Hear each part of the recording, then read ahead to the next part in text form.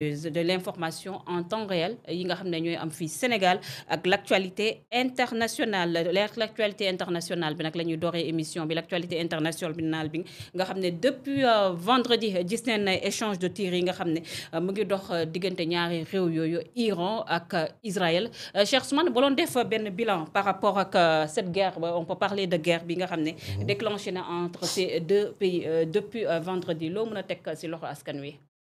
waaw guerre bi nga xam ne moo dox diggante wala guerre bi Israël déclenché plutôt pour être plus juste digganteemu ak Iran layalee ko que Iran dafa nekk di fabriquer li di arme nucléaire te moom jàpp na ni Iran bu amee arme nucléaire existence am dafa menacé donte ñu bëri fàttali nañ le premier ministre Netanyahu na ko ñeent fukki at 30 ans ngi nii fanweeri at toujours Netanyahu nañu l'Iran est à 2 semaines de fabriquer la bombe moom 2 semaines Netanyahu mën na 30 ans fi mu toll bi mu ko dalee wax ba tey mën na 30 ans kon nit kooku est-ce que ay waxam war nañ ci basé wu.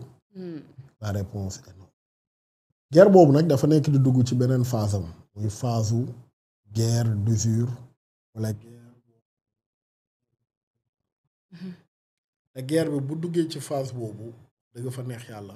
nekk ci en faveur de Israël li tax xam nga Israël day réew mu ndaw réew mu mag population bi ñu bari ci ñoom pare wu ñu payer le prix pour bi nga xam ne moom lay laaj ngir détruire le programme nucléaire iranien li tax mooy juróomi fan a ngi nii saa yu Israël bombardé Iran bombardé waaye depuis démb Iran dafa fanaanee bombardé Israël bombardement yooyu non seulement mi ngi yàq ville bi dëkk bi mi ngi rey nit ñi mi ngi détruire infrastructure yi waaye mi ngi épuiser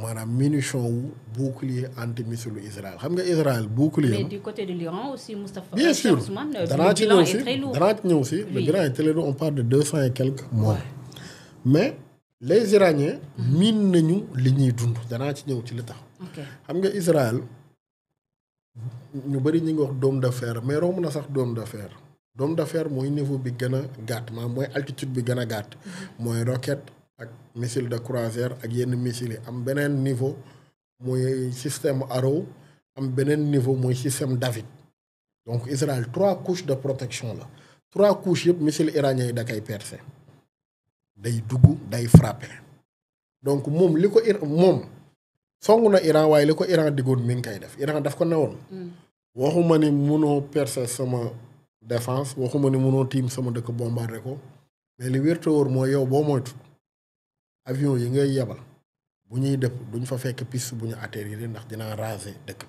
bi les Iraniens ils s'étaient préparés li lay won na la ils s'étaient préparés seen installation yëpp dañ ko enfuyer sous terre bu baax a baax a baax tey Israël ak Iran dëkk ñaari dëkk la yu nekk en guerre yoo xam ne c'est 1500 kilomètres c'est une première ñaari dëkk di guerre de 1500 kilomètres de distance dox seen diggante Israël supériorité am ci avion de chasse yi la nekk donc day dem bombarder Iran amul technologie militaire ou avion yooyu mu perfectionné programme balistique am ay missile balistique la am day wax d'ailleurs américain day wax ni mooy première puissance balistique bu Moyen-Orient bi Iran tey ku nekk ñi ngi bombarder sa bopp mais rythme bi Iran moo ko gën a mën a tenir que Israël le bilan est très lourd à Téhéran on parle de 240 morts édifice yu bëri ñu ngi koy yàq mais yan édifice la Israël di yàq boo xoolee Israël lu ëpp lu mu yàq tey ci ay édifice ay bâtiment public la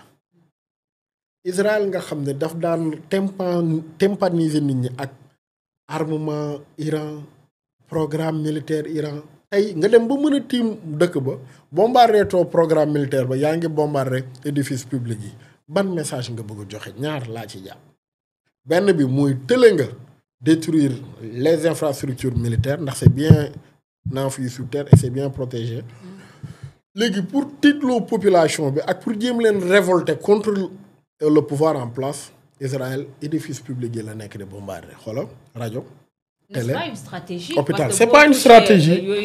C'est pas une stratégie bien fondée par rapport ak li tax a jóg Israël Israël daf ne woon.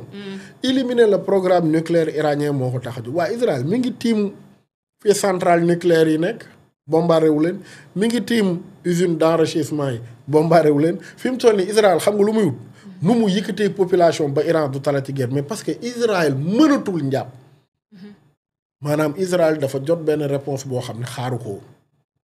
Israël jàppoon na ne moom première vague de frappe bi bu éliminer leader yu bëri ñeneen ñi day raw chaîne de commandement bi dootul doxati comme li mu defoon la Hezbollah mais fàttali nañ la Hezbollah c'est une milice donte une milice très puissante à l'époque mais Iran armée nationale la Iran toute leur vie ci lii lañ ko doon préparé mooy danañ dajeek Israël et démb le porte-parole de l'armée wax na ko nee na leen li ñu leen sànneegum ci ay missiles du yi gën a performant du yi gën a fort du yi gën a am doole yooyu dañ ko réserver di xaar coalition bi ñëw si en place parce que ñun xamoon nañ ni di ngeen ñëw et que bu ngeen ñëwee ba ci kanam une coalition va se mettre en place et d'ailleurs tractation yu commencé di am ni ñu bëri loolu lañ jot mooy les pays arabes vont se lier avec yenn pays occidentaux yi États-Unis Grande-Bretagne France peut-être def benn coalition pour dal ci kaw Iran mais attention képp kuy dugg ci Iran yow sóoral ndax sa askan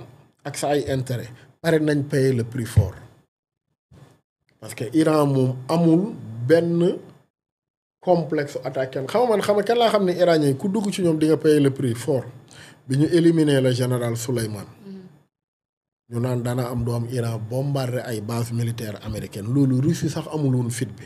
D'accord. Mais les dégâts ak les conséquences du côté iranien aussi on en parle parce que aussi le bilan en termes morts en termes de mort et de destruction d'infrastructures est très élevé xam nga Iran très élevé Cheikh Ousmane xam nga Iran deele nañ lu bëri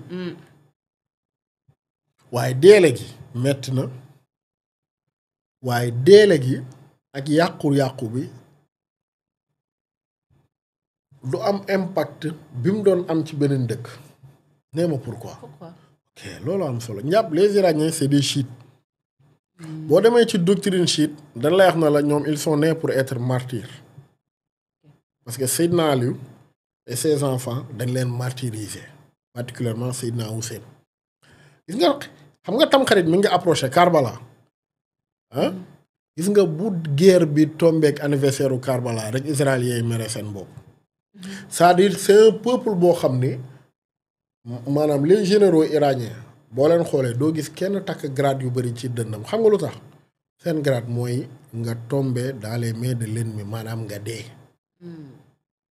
maanaam ñoom général yi dañuy yeewu di ñaan yàlla na leen ennemi bi rey Israël di leen may loolu par exemple général yi ñu rey nii loolu honneur la ci ñoom d'accord maanaam X ou Y est mort entre les mains de l'ennemi ñoom loolu grade la ci ñoom parce que dañ jàpp ni ñoom c'est des descendants de Seydina Hussein la Hussein dund ñoom moom la ñu war a gisoo xoolal doo gis benn général ak épaulette fii ci dënn bi te pourtant général Souleymane mii lim dund ci xoolal ñii ngay gis ñëpp def nañ guerre Iran Irak guerre yu dul jeex mais doo gis grade xam nga luy grade bi ci ñoom la mort d'accord entre les mains de l'ennemi. xam nga loolu yaa ngi ñëw si li nga xam ne moo nekk seen gëm-gëm. l'aspect vraiment psychologique.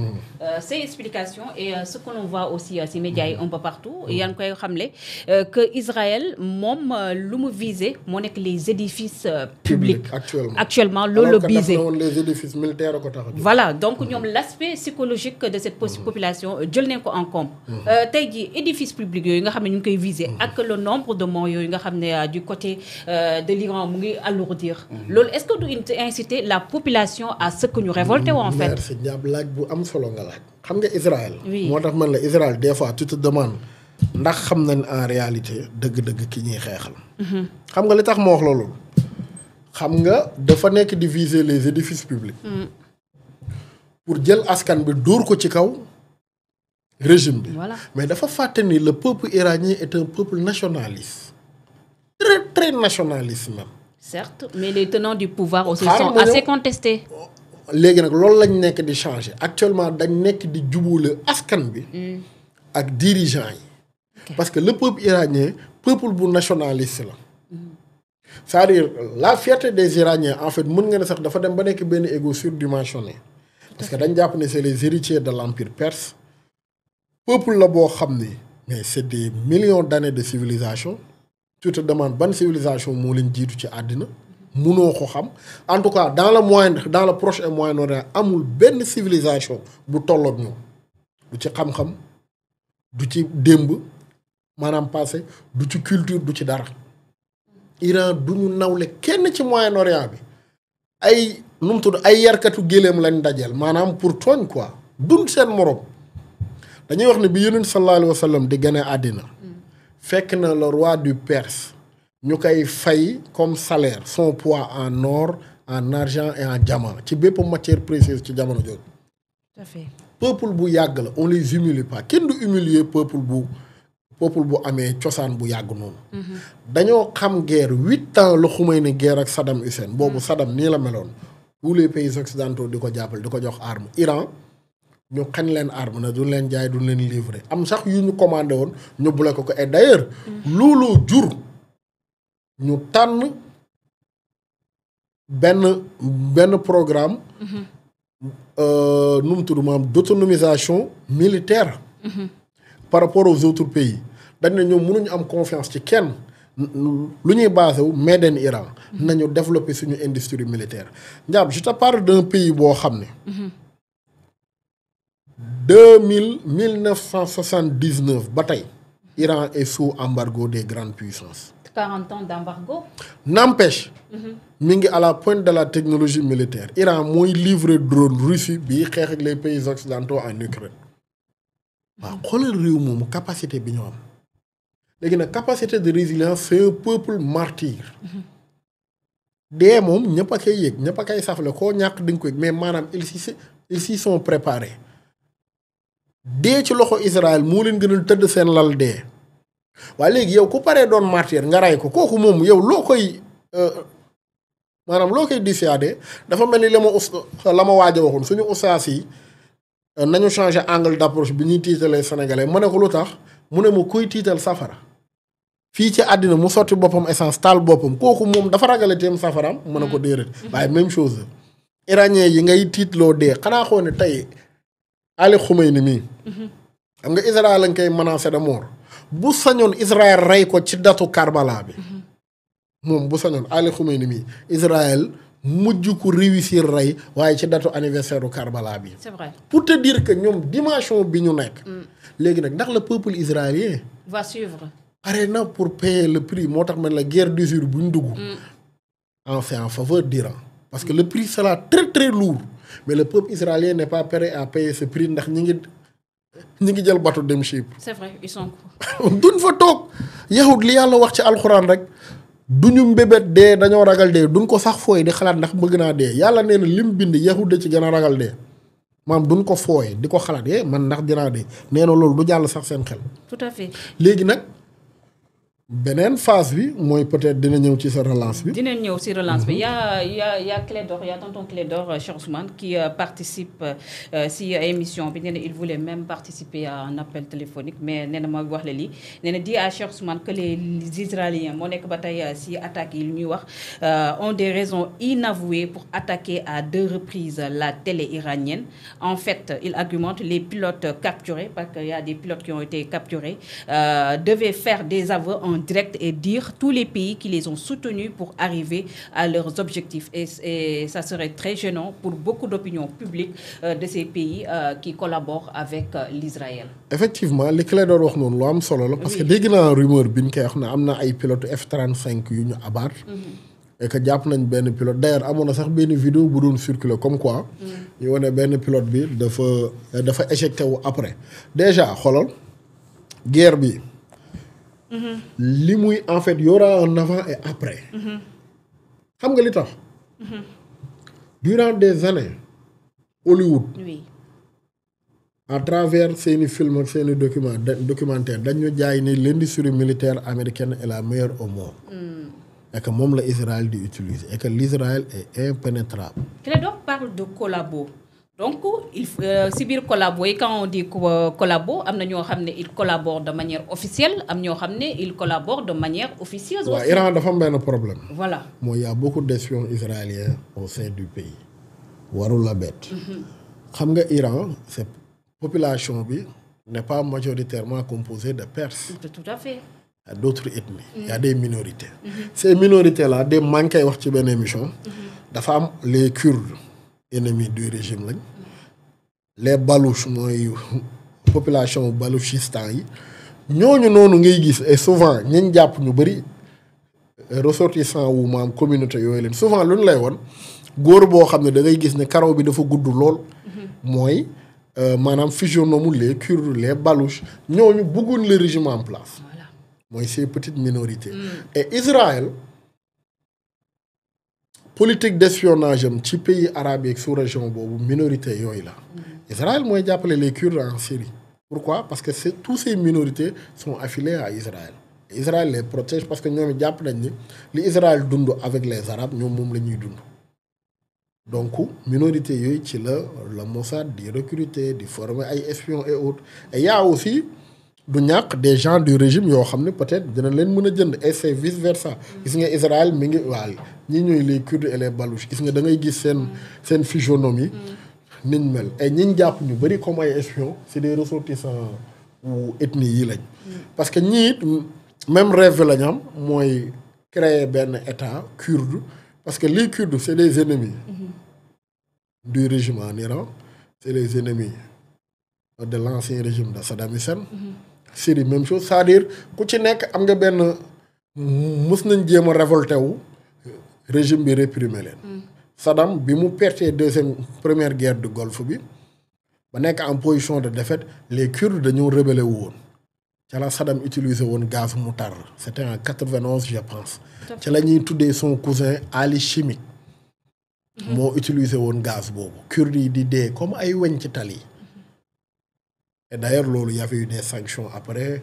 Il y avait beaucoup de choses qui se sont passées après. Mais pour tëj chapitre boobu li am ba am mooy beneen aspect bi télévision iranienne bi daf doon galvaniser la population iranienne. Voilà. Daam bi discours am dafa dal. mooy li ma la wax fibre nationalisme boobu noonu ñuy laal ci iranien yi. loolu ça dérangeait un peu Israël benn mais beneen bi industrie bii ngay dégg ñu naan abaat nañ ay F-35 avion bu mujjee génn ci américains yi soi-disant waroon nekk avion bu mucc ayib kenn mënu ko abaat kenn mënu ko sax détecter Iran ngi weddi loolu. lu mu teg sur la table. mais di ko abaat bourse wu Lockheed Martin dafa nekk en chute donc li maanaam guerre bi day am avant et après li muy révélé moo bëri impact bi ci industrie militaire aux États-Unis nit ñi dañ koy yëg bu baax a baax a baax. Iran kese presque compte toute l'industrie militaire des pays